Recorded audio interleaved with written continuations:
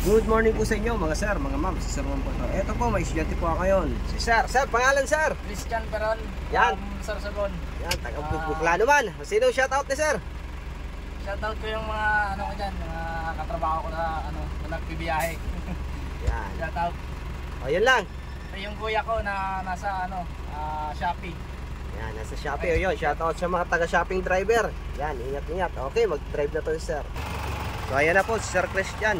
Yan, sa Roman ng Bicolano, mag-a-additional siya ng code 3. So ang imamaneho niya truck, kaya code C ang kukunin niyang code C. Yun lahat po ng mga code sa code 3 po kasi ngayon magkaiba na yung code. Dati pag may code 3 ka, truck at bus pwede. Ngayon magkahiwalay na po. So yung mga para sa mga straight truck, code C po. Yung mga para naman sa bus, code D po. So kaya yung kung alin yung gusto niyo yung imaneho, imamaneho nyo, yun lang po yung kunin nyo. Pwede nyo naman pagsabayan, kaya lang yun nga, magkaiba yung PDC talaga nun. So shout out yan sa aking estudyante dati, Alraopti Hasid. Yan, nasa KSA daw siya. Yun nga po, yung shout out sa aking mga estudyante dyan, mga OFW. Yan, ingat kayo palagi dyan.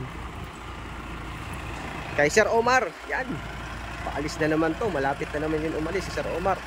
Shout out sa iyo Noy. Pati kay Sir, sino pa dito nagpapa-shout out? Hanapin ko.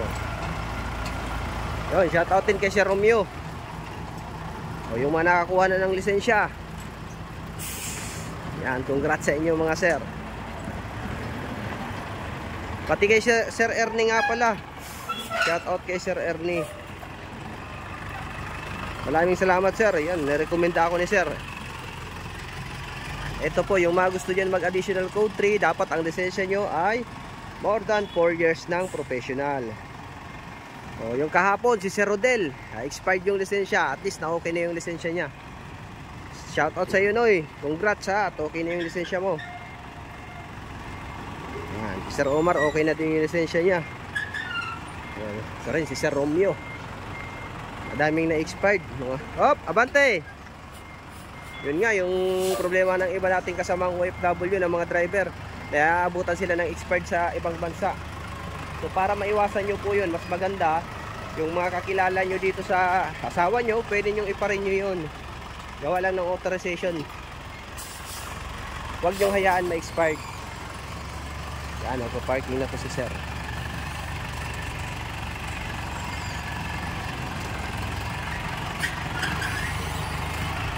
Yun, ayos. So shoutout sa mga Oragon, mga taga Bicol,